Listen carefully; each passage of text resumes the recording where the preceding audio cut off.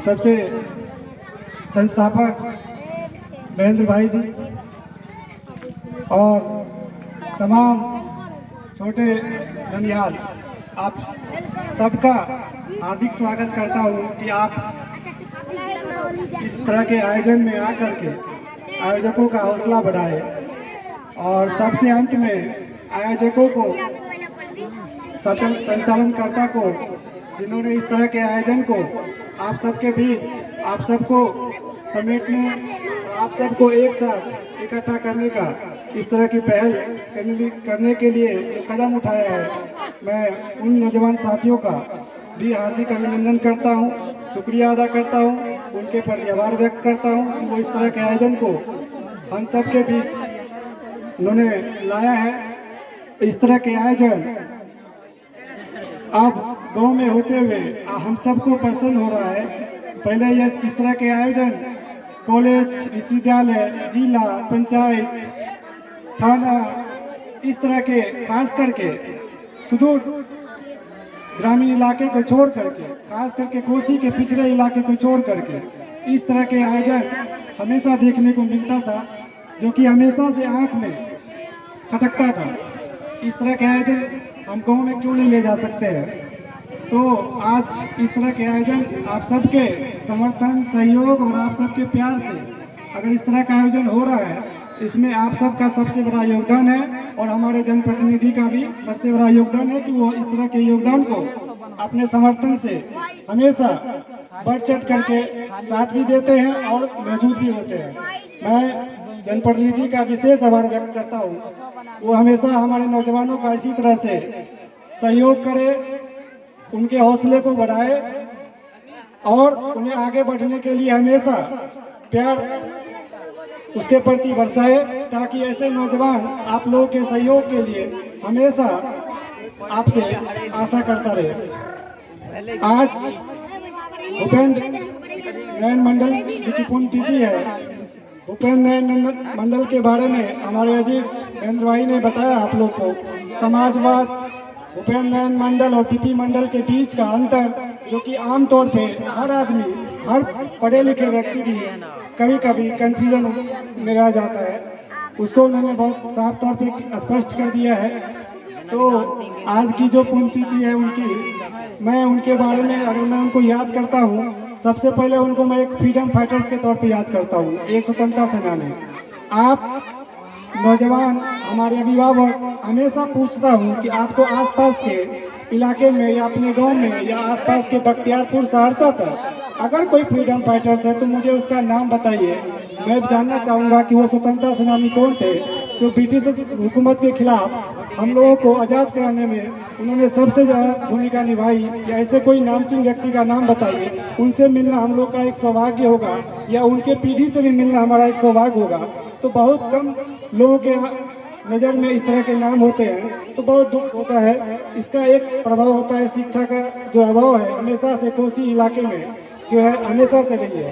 तो इस तरह के जो फ्रीडम, सबसे पहले उनको हम फ्रीडम फाइटर्स के तौर पे याद करते हैं। उनके पूरा जीवन अगर हम देखें तो कहा जाता है कि वो उनकी जो पूरी लड़ाई है वो जिस, आप लोग गांधी के बारे में जानते हैं, महात्मा गांधी के बारे में जानते हैं, महात्मा गांधी के बहुत सारे आप लोकप्रिय जो वाक्य हैं उनके बारे में जानते हैं, गांधी जी के 3 बंदर बारे में जानते हैं, गांधी जी ने देश को आज़ाद कराया ये जानते हैं, और भी बहुत कुछ जानते हैं आप। लेकिन गांधी जी के साथ कितने पिछड़े, अति पिछड़े, दलित, महादलित हमारे नायक थे, उनके बारे में आप बहुत कम जानते हैं। इसमें आपकी गलती नहीं है, लिखने वालों ने हमेशा से कलम को अपने तरीके से चलाया है।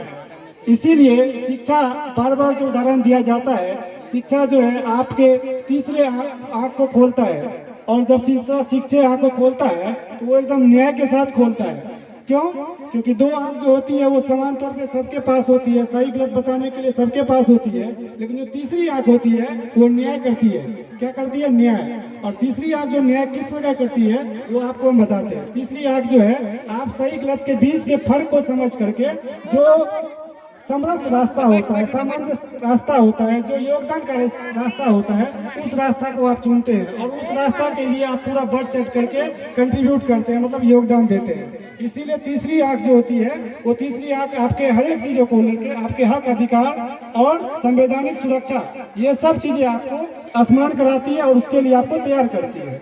इसीलिए इस तीसरी आंख का जो योगदान है वो सबसे ज्यादा है। आज अगर क्रांति किसी भी देश जहाँ हुआ है, चाहे आप रशियन रिवोल्यूशन हो, फ्रेंच रिवोल्यूशन हो, ऐसे कई क्रांतियाँ हुई है, तो उसमें तीसरे आंख का बहुत बड़ा योगदान रहा है। इसीलिए आज आप लोग मार्क्सवाद जानते हैं, समाजवाद जानते हैं और समतंत्र जैसे शब्द से आप परिचित हैं। इस तरह के शब्दावली से आप पूरी तरह से बार बार आप समाज में दोहराते हैं। तो आज जिनकी पुण्यतिथि है, अब उन पे वापस आया जाए, उनको किस रूप में याद किया जाए और उनको किस तरीके से हम लोग एक पहचान के तौर पे समाज में उसको स्थापित करें, इस पे हम लोग को आज बात करने की जरूरत है। और इसीलिए हम लोग इकट्ठा हुए हैं। उनके बारे में मोटे तौर पे दो अलग अलग स्टेज में मैं उनको उनके प्रति जो है दो शब्द बोलने का प्रयास करूंगा। पहला फेज है आज़ादी से पहले, आज़ादी पूर्व, दूसरा फेज है आज़ादी बाद।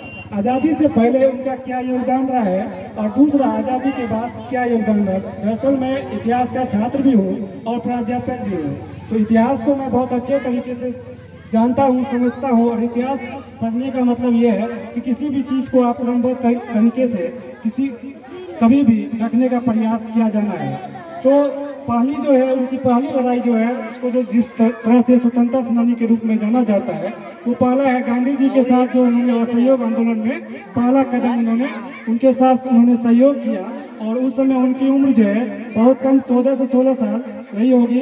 तभी वो स्कूल में पढ़ते थे, मधेपुरा स्कूल में पढ़ते थे, और जिसको बाद में उसको टीपी कॉलेज बनाया गया। जब वो पहली बार आम चुनाव हुआ 1952 में, तब उन्होंने सबसे पहले अपने कदमों से उसको 1952 में टीपी कॉलेज की स्थापना हुई। इसलिए हुई, उसमें उनका बाद में वो जब राज्यसभा सांसद बने 1962 में, तो उन्होंने कहा कि हम लोग कैसे पढ़े, किस प्रकार पढ़े। हमारे प्राध्यापक भी, अध्यापक भी स्वर्ण जाति से आते हैं, और हमारे जो छात्र हैं, जो प्रबुद्ध हैं, रिसर्च स्कॉलर हैं, जो सबसे यंग है, वो भी ऊपरी जाति से आते हैं। हमारे लोग तो हैं नहीं, तो हमारे साथ न्याय कैसे होगा। अगर हम अव्वल भी आते हैं तो हमें पीछे बैठा दिया जाता है, हमारे रैंक को कम कर दिया जाता है। इसके लिए उन्होंने पहली बार आज़ादी के बाद जब पहली बार आम चुनाव हुआ, उसमें महेंद्र भाई ने बताया भी कि पहली बार वो चुनाव हार गए, बीपी मंडल से ही हारे।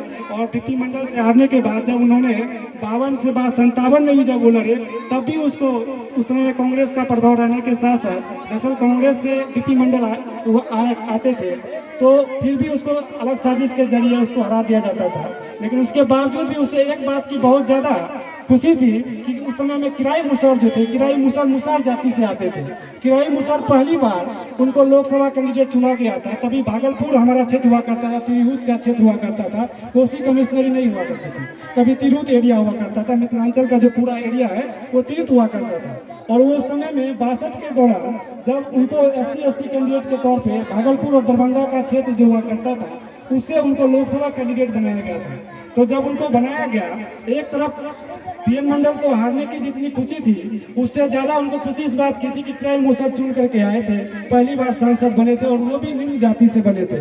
तो उन्हें इस बात का बहुत गर्व था। उन्होंने कहा भी बाद में, इस बात पर व्यक्त भी किया, मुझे जरा भी मलाल नहीं है मुझे हारने की, मुझे खुशी इस बात की है कि किराई मुसहर जैसे लोग चुन करके आए हैं। समाज का जो असल प्रतिनिधि है वो निचले वर्ग से होना चाहिए, और वो निचले वर्ग के लोगों को कहते थे ग्रास रूट मतलब जिसको आप बोलते हैं भूमिगत, ठीक है। वो निचले आम आदमी को वो मानते थे हमेशा से, ग्रास रूट, उसको हमेशा ग्रास रूट के नाम से वो पुकारते थे। अपने कई बार उन्होंने संसद में, राज्यसभा में उन्होंने बोला कि जो निम्न जाति के वर्ग के लोग हैं उनको हमेशा से समाज में किस तरीके से सराहाया जाए, आगे बढ़ाया जाए, हमेशा से वो बढ़ चढ़ के बोलते थे। तो उस समय जब किराई मुसहर चुन के आए थे, एक वाक्य है बहुत प्रचलित प्रसंग है। पहली बार जब वो सांसद बन के दिल्ली जा रहे थे,